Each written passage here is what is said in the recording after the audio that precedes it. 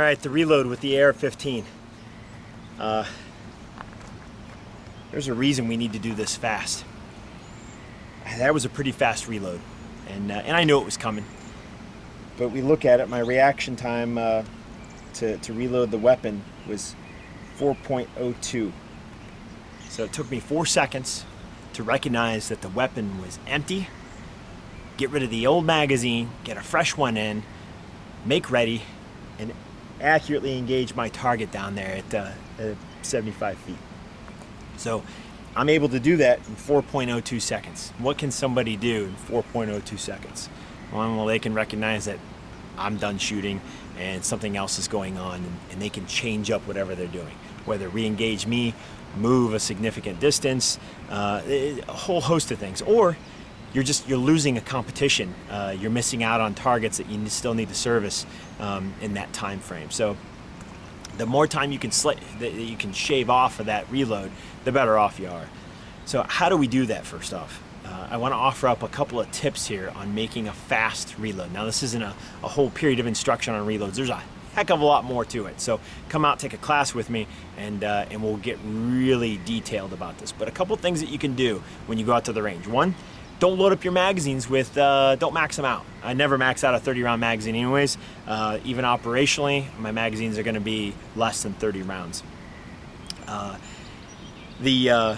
when I come out here and I do drills, 3 to 10 rounds. That way I get a ton of reps of reloading, and of what I think the most important thing about the reload process is recognizing that the weapon is empty.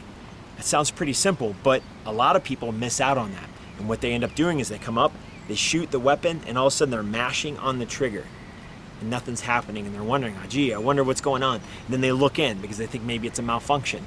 And then they realize, oh, it's locked back, it's empty. They've added seconds. I've seen people take up to 12 to 13 seconds to know that it's empty and reload the weapon and accurately engage a target. That's a problem. So the recognition of the weapon being empty, how do we do that? Use those 3 to 10 round magazines and note the lack of counter recoil. Recoil is that round going off and that force, that inertia, the energy coming back onto your body. Now with the AR-15, it's that bullet going this way and the bolt slamming back, right? It's flying back and it's ripping that empty casing out of the chamber and throwing it, okay? As it does that, if there's more ammunition in the magazine, what's it doing? It's slamming forward and ripping, stripping that round off the top of the magazine and forcing it up in the chamber again, and the bolt's locking in.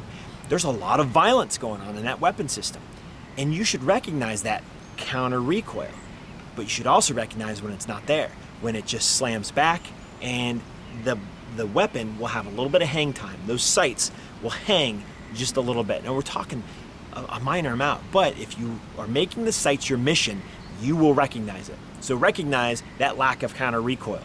Next thing, don't dither. You do 2 things at once. You're dropping the old magazine and getting the fresh magazine in.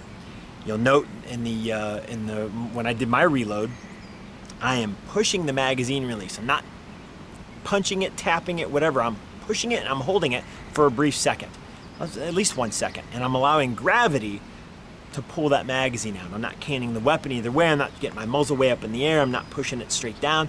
I'm keeping it pretty much level, and I'm hooking that stock with my forearm just like this, and I'm sucking it in, okay? Some people say, well, yeah, I'm orientating this so my adversary still sees a weapon pointing at me. No, that's really not my biggest concern. I'm controlling the weapon, magazine is facing straight down, I'm pushing that magazine release, holding it for a second so that magazine can drop free. The same time I'm doing that, I'm coming in here and I'm grabbing the fresh magazine. Grabbing it like so. Inserting it and I'm tugging it. I'm making sure that the magazine is properly seated. A lot of people skip that. Hey, yeah, you're gonna be a lot faster if you don't pull on that magazine and make sure that it's properly seated. But how much faster are you gonna be? It takes a quarter of a second just to make sure it's seated. I wish I had $1 for every time I saw somebody on the range fire or reload the weapon and then come up to fire after reloading and getting a click and not a bang and coming up and tugging on the magazine or having it just fall out of the weapon system. Happens far too often. So seat tug. Make sure that it's properly seated. After that, what do? There's two ways to load the weapon. You've got the charging handle. I like the charging handle. It is slower.